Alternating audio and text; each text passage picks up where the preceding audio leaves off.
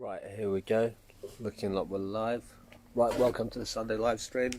All about gardening and other bits and pieces. Right, so just wait for a couple to drop in and we'll start. Loads of little bits to cover today. Try and be a bit more concise than last week. In the meantime, while people are popping by, it was going to be on YouTube, but I switched it back to Facebook last minute. It's got huge amounts of just greens, just savage amounts every week now. Just, with zero work basically.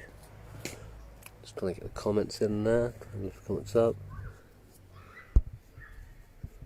Okay, so here we go. So I'll just start off now. So yeah, lots going in the world this week. So we're going to try and cover a few little things as we go along. So main one here is the theme of civil disobedience this week. That's a big one. And gardening, I'm always preaching this, that to do this kind of work and do this kind of work within the simplicity is a defiant act within it. It's an authentic defiant act, but also a peaceful act as well. It's above anything.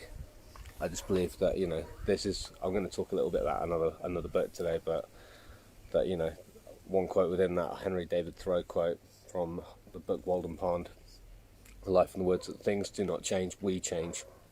So what we do is we set an intention and we follow that and we try and live authentically to that. So I'll go a little bit about why this book is important. It did inspire a lot of people within the kind of the modern organic farming movement over the past century, but also people like Martin Luther King and Gandhi as well were inspired by his works, because he was what his kind of thing was a peaceful civil disobedience. And I think in the time we're looking at now, this our actions and the intention that the kind of the seed and fruit of our actions right now are just so important, that we're looking to those self-reliance and also holding, I'll go through some quotes in a second stuff.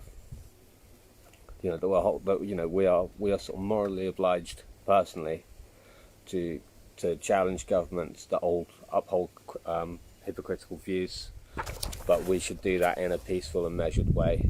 And one of the things Henry David Thoreau talking about, he refused to pay his tax and went to jail only for a day, but because those tax dollars he refused to pay were to fund the Mexican-American War and to fund slavery.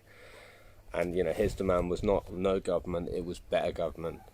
So this is where we start sort of holding people to account, but we do this in a correct way. So we'll go through a couple of quotes on this as well before we start, and then we'll go have a little garden walk around. So I know a lot of people are sort of upset, and the kind of things we're seeing on the media right now as well, that you're perfectly right to. So one of the quotes is, "However mean your life is, meet it and live it. Do not shun it and call it hard names. It looks poorest when you are richest. The fault finders will find faults even in paradise. Love your life, poor as it is.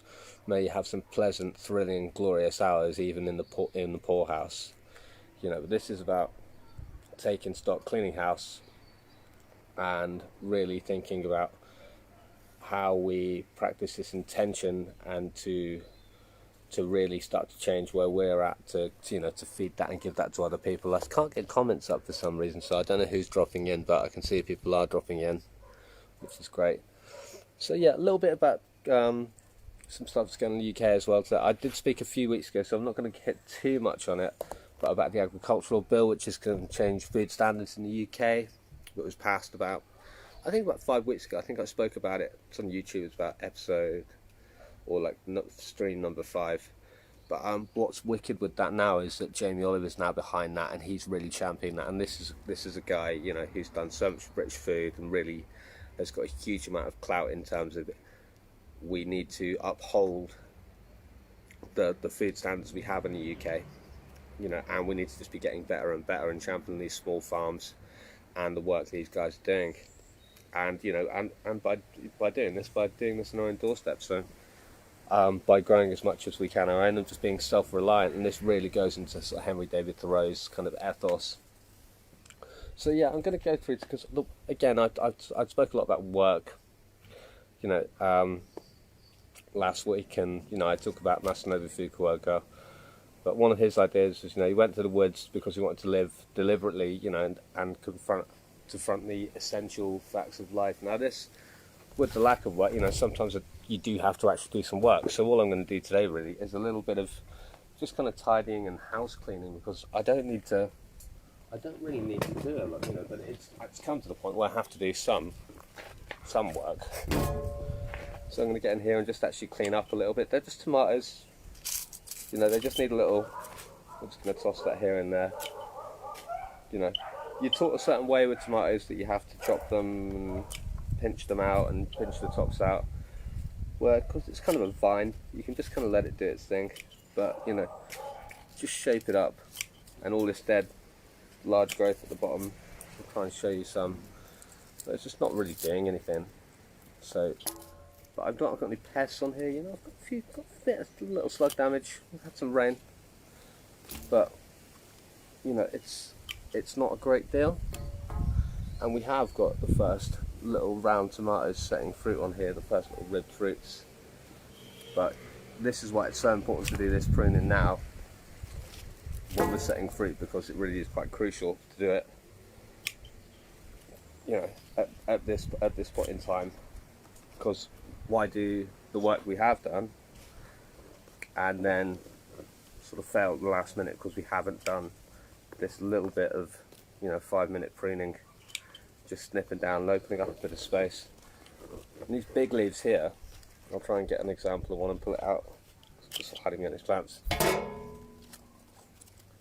Once it gets to that size, it's not really doing a lot. All the photosynthesis is happening really, and the new growth and the tender growth that's happening there.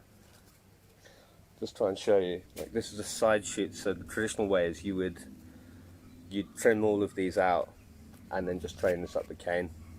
But if it means you're going to get not less fruit, if I had more vertical space, if I had if I was going to grow them 7-8 feet up the cane, that'd be fine. But I'm going to just grow them little bushes, try and get you to show you some of the small fruit set. And show you here. Yeah, there is fruit set there. Try and show you one. There you go, there's a tiny little guy. If I can get around the leaves. But we're allowing for that. And again, just enough. We're just gonna shape it up and prune it a little bit. I reckon that'll do for that one. We'll just open up a little space.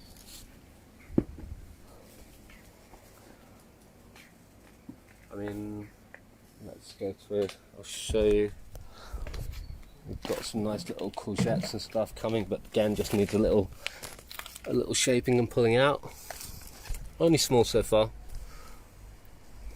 There goes one there. Loads of nasturtiums to harvest. Some little bits, but it's just a casual walk around, doing a bit of ripping off. Some more courgettes there. Got the starts of some little chilies here. Only a small amount of growth. But these are just getting a bit bushy. Even now, this isn't really necessarily work. But there you go, all these red spring onions have got to come out today. They could stay in a bit longer, but it's starting to crowd out. So we've got a good few bunches of these just hanging around. And so may as well just simply pull them out. I've got more to go in as well. So, it's hardly work, is it?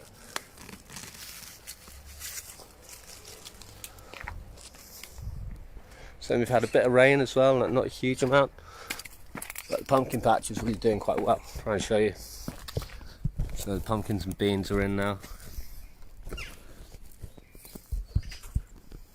But again, just doing its thing. Beans are slowly going to start doing some fruit set and they're starting to flower. Everything's doing well. All the pumpkins, all these, because these are butternut squash type.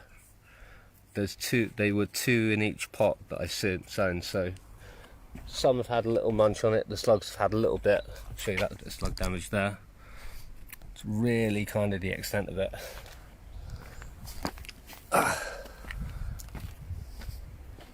But yeah, just gonna, I mean, even with that, there's still some more to come out, I think. That's a, you know, a huge big bunch of spring onions.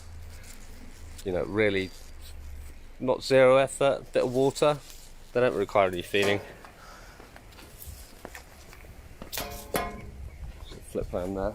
Got another big bunch from here. They can come out. So there we go, just keep going. They were just sown, you know, maybe they were 5 in each or something. Not everything will take, but you know, we're just getting this abundant harvest of just lots and lots of food. And we've got more chard as well that we can really shake a stick at. Some of it's had a little, you know, this is a funny time of year for chard. Sometimes it just takes a little battering, because it's just kind of, it's something that does well in cooler climates, or you know, sort of earlier spring, maybe sort of late summer. It'll do well, and through the winter the growth will slow down, but it becomes more of like a, it's not as tender as this is quite soft. But really, I mean, all the work is just harvesting. I'll show you something now as well with the nasturtiums, because some of the nasturtiums done really well, but these have, because I grow them as kind of a utility plant, I'll try and rip a bit off and show you. So they've flowered, they've been quite aesthetically pleasing, and they're thick with black fly now, so they've really suffered. But what I'll do is I'll just take that and I'll just throw that on the compost. It's absolutely teeming with them, but it served its purpose, and you know, we've had an edible crop out of it, but now it's looking really quite sorry. So I'll just, again, just, that'll come out now, rip the whole thing out, and something else can go in there, just straight into the compost. So you know, I think that's really what I wanted to cover today. But I mean, just with what's going on at the moment in the world, just do your own research. You know, really sort of bear in mind that sort of, that intention, and trying to bring that positivity. If you are going out to protests and stuff, if you're doing that, and if you know, if that's sort of happening and that's where you're at, then just obviously come correct with that positive message and just be safe, and just bring it, you know, but come from that place of peaceful civil disobedience and go from there. Right, okay, on that note I'm going to end it. Right, peace and love, man. Take care.